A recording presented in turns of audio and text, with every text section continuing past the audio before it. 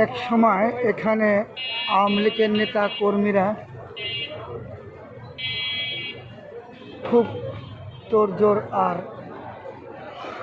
থাকতো, আর এখন বর্তমানে তা জুলাই যোদ্ধা ও 24-এর আন্দোলনকারীদের দখলে বঙ্গবন্ধু এভিনিউ। আর আর যে প্রধান কার্যালয় আছে তার উপরে ধোঁয়া দেখা যাচ্ছে। এখান থেকে দেখানোর চেষ্টা করছি। আসলে এখানে কি হয়েছে এখানে দেখা সম্ভব নয়। উপরে যারা ক্যামেরাম্যান আছে তারাই বলতে পারেন উপরে কি হচ্ছে।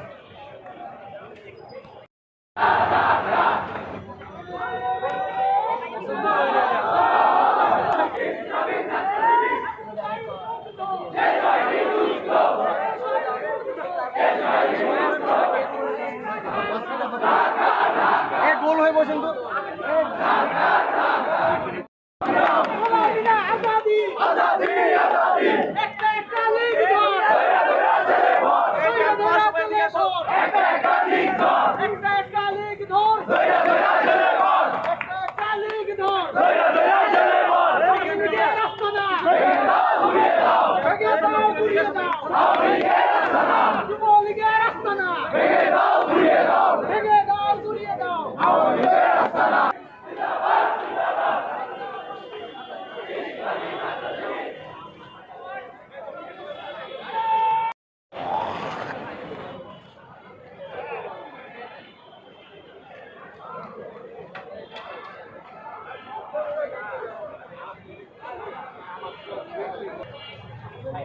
এক সময় এখানে আওয়ামী লীগের নেতা কর্মীরা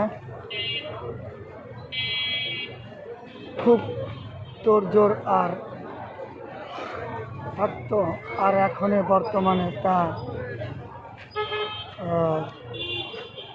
জুলাই যোদ্ধা ও 24-এর আন্দোলনকারীদের দখলে বঙ্গবন্ধু এভিনিউ। আর যে প্রধান কার্যালয় আছে তার উপরে ধোঁয়া দেখা যাচ্ছে। এখান থেকে দেখানোর চেষ্টা করছি। আসলে এখানে কি হয়েছে এখানে দেখা সম্ভব নয়। উপরে যারা ক্যামেরাম্যান আছে তারাই বলতে পারেন উপরে কি হচ্ছে। বাংলাদেশ আওয়ামী লীগের লকডাউন ডাকে তার প্রতিবাদে অবস্থান কর্মসূচি পালন করছেন জামাতে ইসলামের ছাত্র শিবির, যা এই মুহূর্তে আপনারা দেখতে পাচ্ছেন বঙ্গবন্ধু এভিনিউ অর্থাৎ আওয়ামী লীগের প্রধান কার্যালয়ের সামনে তারা স্লোগান দিচ্ছেন, নারায়ণ তবরি আল্লাহু আকবার, আমলি কোথায়, আমলি ধর, ধরে ধরে জেলে ভর। আরেকটি কথা বারবার উল্লেখ করতে হয়, আমরা ঢাকার বিভিন্ন জায়গায় ঘুরে দেখেছি, সব থেকে বেশি অবস্থান করছেন জামাতে ইসলাম বাংলাদেশ শিবির ছাত্র শিবিররা। তারাই বিভিন্ন জায়গায় বেশি ধরনের যে শক্ত অবস্থান, প্রতিবাদ শক্ত অবস্থান করেছেন। এমনকি বঙ্গবন্ধু এভিনিউর সামনে যে আওয়ামী লীগের প্রধান কার্যালয়ের সামনে সেখানে একটা ব্যানারে লাগিয়ে দিয়েছেন, আপনারা দেখতে পাচ্ছেন। আর আর এখানে একজন ভদ্র মহিলাকে ছাত্র শিবিরের যারা ছেলে নেতাকর্মীরা আছেন তারা একটি মহিলা আটকাইছেন ফেসিবাদ আওয়ামী লীগ সরকারের দোষর বলে। অবশেষে তাকে সসম্মানে তাকে ছেড়ে দেন। সে যে এই সাইডে যে তেলের পাম্পটি আছে এই তেলের পাম্পটির রাস্তা দিয়ে সে রমনা যে মার্কেটটি সেখানে সে চলে যান সসম্মানে তাকে। আর এখানে জাতীয় বাইতুল মোকাররমের উত্তর প্রান্তে যে বাংলাদেশ জামাত ইসলামের যে নেতাকর্মীরা আছেন এখানেও তারা শক্ত অবস্থান গ্রহণ করেন ও প্রতিবাদ করেন। ক্রিকেট খেলানোর ব্যাট ও স্টান এমনকি লাঠি নিয়ে তারা এই লকডাউন প্রতিহত করার জন্য তারা একরত হয়েছেন। আসুন তাদের মুখে আমরা তাদের বক্তব্য শুনি।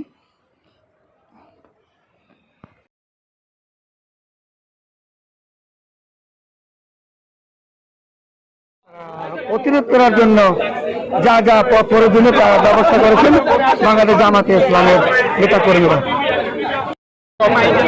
আমরা জানিয়ে দিতে পারছি, কোন ষড়যন্ত্রে বাংলার বাড়িতে বাস্তবায়িত হতে দেওয়া হবে না। জনগণকে সাথে নিয়ে এই আওয়ামী স্বৈরাচার হাসিনার সর্বোচ্চ ষড়যন্ত্র মোকাবেলা করে মানুষের স্বপ্ন বাস্তবায়ন করবো ইনশাআল্লাহ। ধন্যবাদ জানিয়ে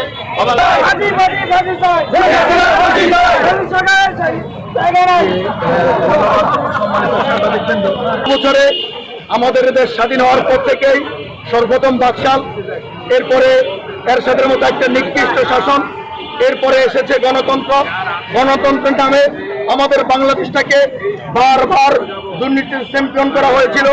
এরপরে আবার 28 অক্টোবরের আপনার ফ্যাসিজমের প্রতিষ্ঠা হয়েছিল। সেই ফ্যাসিজমের প্রতিষ্ঠার মাধ্যমে 2024 সাল পর্যন্ত একটানা ফ্যাসিস্টে রাষ্ট্র শাসন করেছিল। আমরা লক্ষ্য করেছি স্বাধীনতার এই 54 বছরে আমরা বাংলাদেশের মানুষ স্বস্তিতে শান্তিতে কখনোই থাকতে পারি নাই। এ না থাকার পিছনে একটি মাত্র কারণ, সেটি হলো আমাদের সংবিধান। আমাদের সংবিধানটা এমনভাবে এমন নিকৃষ্ট কায়দে আমাদের সংবিধানটা প্রতিষ্ঠিত করা হয়েছিল, যে সংবিধান আমাদের দেশে সর্বাত্মক তৈরি করে, যে সংবিধান আমাদেরকে বারবার দুর্নীতিতে চ্যাম্পিয়ন করে, যে সংবিধান আমাদেরকে বারবার ফ্যাসিস্ট তৈরি করে। আমরা সেই সংবিধানের বিরুদ্ধে আমরা যখন জুলাই যোদ্ধারা 24 জুলাই দেশ স্বাধীন করেছি, স্বাধীনের পরেই আমাদের বক্তব্য একটি ছিল, বাংলাদেশের সংবিধান পরিবর্তন করতে হবে। যে সংবিধান আমাদের দেশের মধ্যে অন্যায়, অশ্লীল, জুলুম, নির্যাতন প্রতিষ্ঠা করেছে, সেই অশ্লীলতার বিরুদ্ধে আমাদের এই সংবিধানটাকে পরিচ্ছন্ন করে নতুন একটি সংবিধানের মাধ্যমে আমাদের রাষ্ট্র পরিচালিত হবে। আমরা লক্ষ্য করেছি এই পরিচালনার ক্ষেত্রে সবচেয়ে বড় বাধা ছিল ফ্যাসিজম। সেই ফ্যাসিজমের আজকে বড় রায় আপনার সাবেক সন্ত্রাসী খুনি শেখ হাসিনা রায় উপলক্ষে তারা আজকে বিভিন্ন জায়গায় সন্ত্রাস চালানোর জন্য উদ্যোগ গ্রহণ করেছিল। তাদের সেই উদ্যোগকে, তাদের সেই আগুন সন্ত্রাসকে, তাদের সেই গাড়ি ফোড়ানোর সন্ত্রাসকে মোকাবেলা করার জন্য আমরা তৌহিদি জনতা, আমরা 24 জুলাই যোদ্ধারা আজকে রাস্তায় একত্রিত হয়েছি। যেখানে এলিট পাবো সেখানে তাদেরকে পীড়া হবে, যেখানে সন্ত্রাসীদেরকে পাওয়া হবে সেখানে তাদেরকে প্রতিহত করা হবে।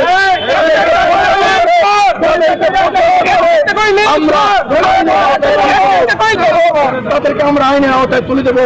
আইনের আওতায় তুলে দিয়ে এই বাংলাদেশকে একটি সুষ্ঠু, সুন্দর, ফ্যাসিবাদ মুক্ত, দুর্নীতি মুক্ত, সন্ত্রাস মুক্ত একটি রাষ্ট্র পরিণত করার জন্য আমাদের যা যা ভূমিকা রাখা দরকার আমরা মাঠে থেকে তা পালন করে আমরা বাসায় ফিরবো।